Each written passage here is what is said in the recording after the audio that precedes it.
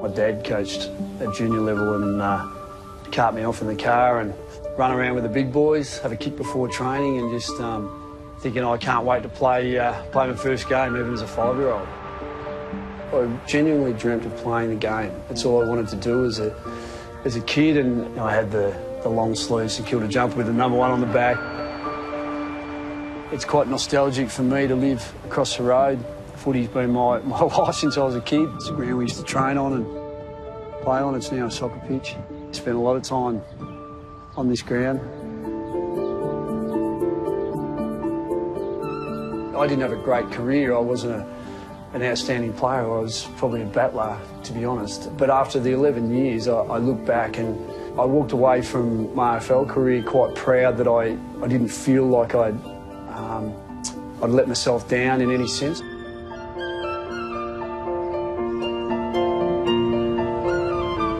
I started my coaching life or my involvement at community level on the right premise. It was all just to be a part of a community football club, and success for me was becoming embroiled in the environment and the people and building some friendships. And I was just lucky that I had so many great people around me and so many brilliant young footballers to achieve what they did and give me the opportunity that I have now with the Bulldogs. Well, they had an outstanding season in 2015, the Western Bulldogs. Can they back it up? The only way we send a warning to the competition is if those next little things have got the highest price on today.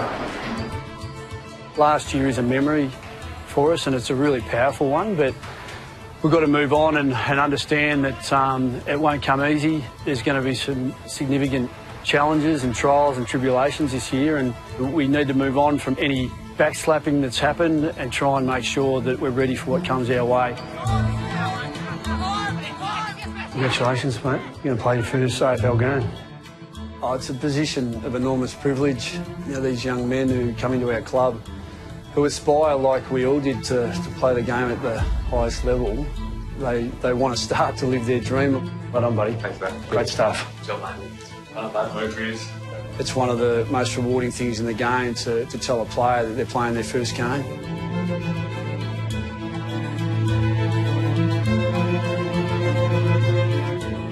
Tom's such a much-loved character around our football club, and how that affects his teammates mentally when he goes down, and then it has a total reverse effect when you see your teammate come back into the fold. And so the time when he starts to really influence games and help us win week to week will be the times that his teammates realise how much they missed him. Liberatore goes for goal, and he gets it. What a start by the Dogs. What a way to finish. And that really does take the wind out of the Dockers' sails. We're seeing something pretty special here at Etihad this afternoon. One thing that's hard to replicate at an AFL club is that community spirit and that environment. So we're trying to foster that at an AFL level. You know, we're very inclusive, and to see the families connect with each other, to see them there to support our players and their sons and one day their daughters. I'll always be that cliche coach. We need to win next week. It is all-consuming. So, yeah, at times, there's no doubt, it takes over your thought processes to a large degree. Things are out of your control. You're looking for things that you can control, things that you can influence, you know. And that's why the relationship side of it is so important.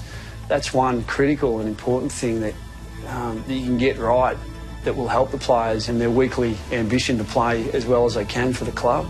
Last week, the respect and trust that you would have built just on the back of 1 week, let alone what you've done previously. It's really powerful. Really, really powerful. The players do feed off some inspiration, and normally that inspiration is so much more powerful when it comes from within. When I arrived at the football club, maybe we were devoid of a little bit of inspiration, but pretty quickly we started to find it. We started to leverage off our own story, and a big part of this year is continuing the journey and talking about ourselves internally more than anything else. And I think there's nothing more powerful than that. Everything you do for each other, right, you inspire each other, and as an extension of that, you know, much inspire other people.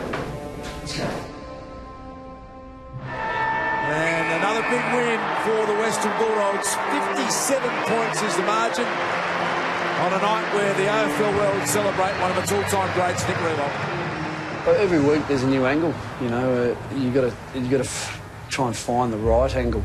We've got to make sure our players are ready to endure from the first minute to the 120th or however long it takes. Well, I don't go into it pent up about the result. Whatever takes place, and you deal with it and you move on. Tries to give it across to a teammate, Liberatore. Likes it tough. Bontempelli likes it left. He snaps and puts through another one. Suckling, he knew where it was going. Suckling was the insurance. He's got his first. And Wallace, wonderful stuff out of the pocket. They're inspired. Liberatore so good in there. Stevens got the arms free. Bontempelli, Biggs in space. He's kicked one already. He's got a second. Boyd from the side, beaten by McAvoy, follows up and snaps a goal. Tom Boyd comes of age. Wallace tries to work in front, takes a Bulldog bounce. Dalhouse with the outside of the boot, and it's through. Look at the passion. But the lead change, number 8.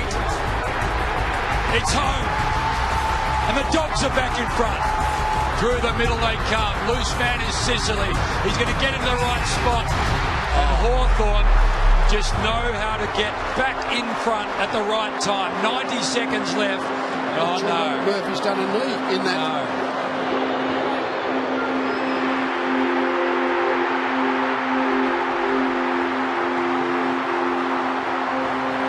The Hawks, too old, too complacent, too brilliant.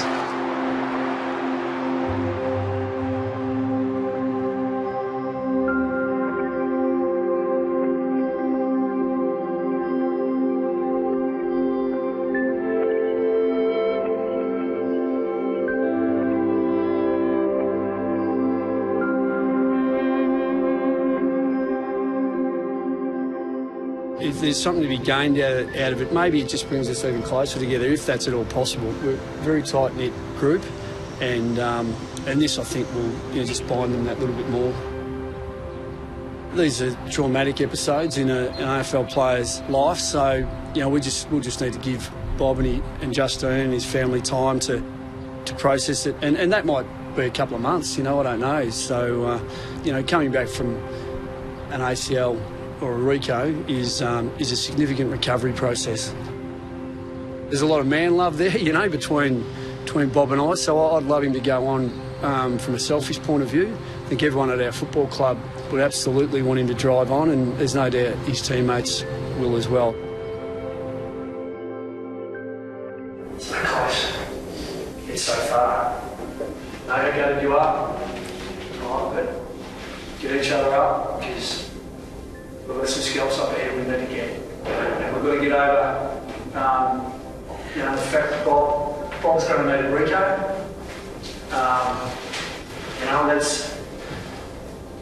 That's enormously sad. We've got to find a way to put that in a little box and help inspire us.